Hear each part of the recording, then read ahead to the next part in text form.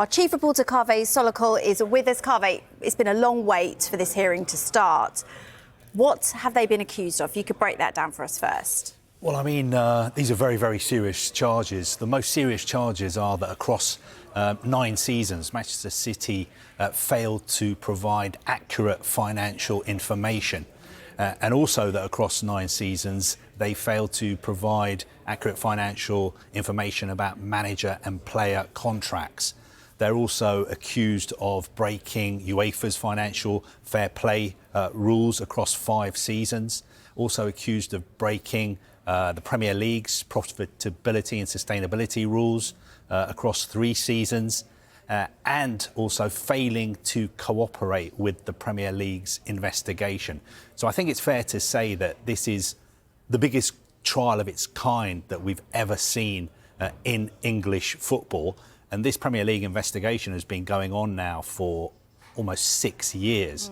And this whole case really started because a young Portuguese computer expert decided to start hacking into the emails of clubs and agents across Europe, and the information that he basically illegally accessed ended up in the hands of a German newspaper. It feels like there's so much on the line here.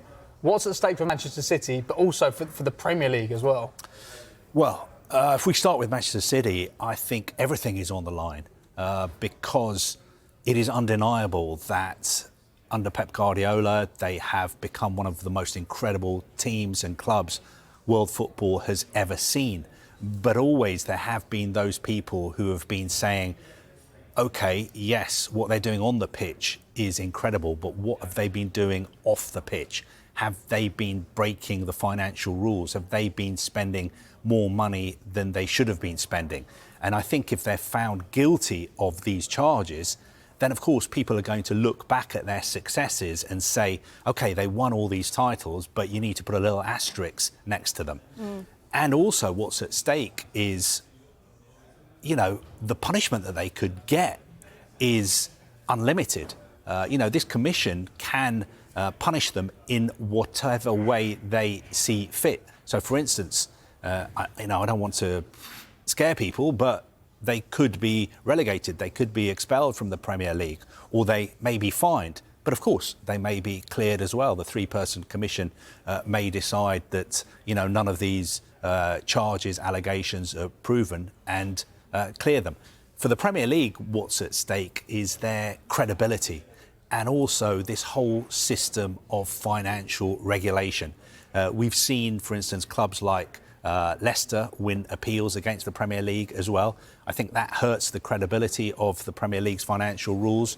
But if Manchester City were to win this, I think there would be serious questions asked about the Premier League's handling of this whole case and also the Premier League's financial rules. People would be saying, are these rules fit for purpose?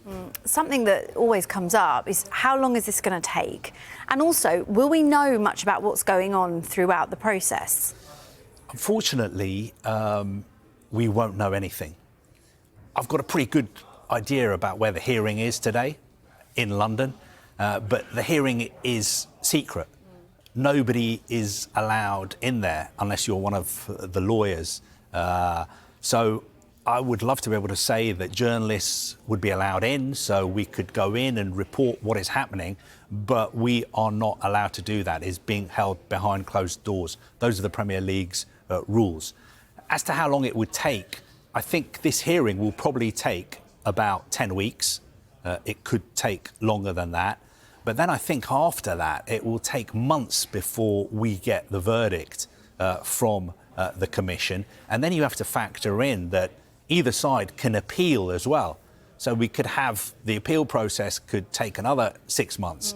So I think we could be, looking at months and months and months, if not a year, for this to be all over. And also, I don't want to upset you, but I think pretty much when it's over, there aren't going to be any winners.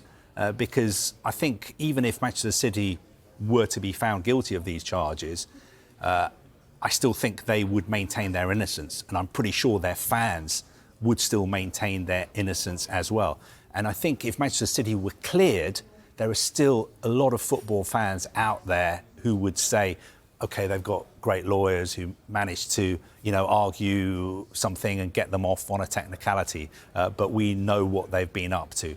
So I think this case is going to run and run. The really disappointing thing about it is that we're not allowed to report on what is happening, because I think why shouldn't there be sort of open justice? If Manchester City have got nothing to hide, why can't we go in there and report, the facts that would potentially clear them?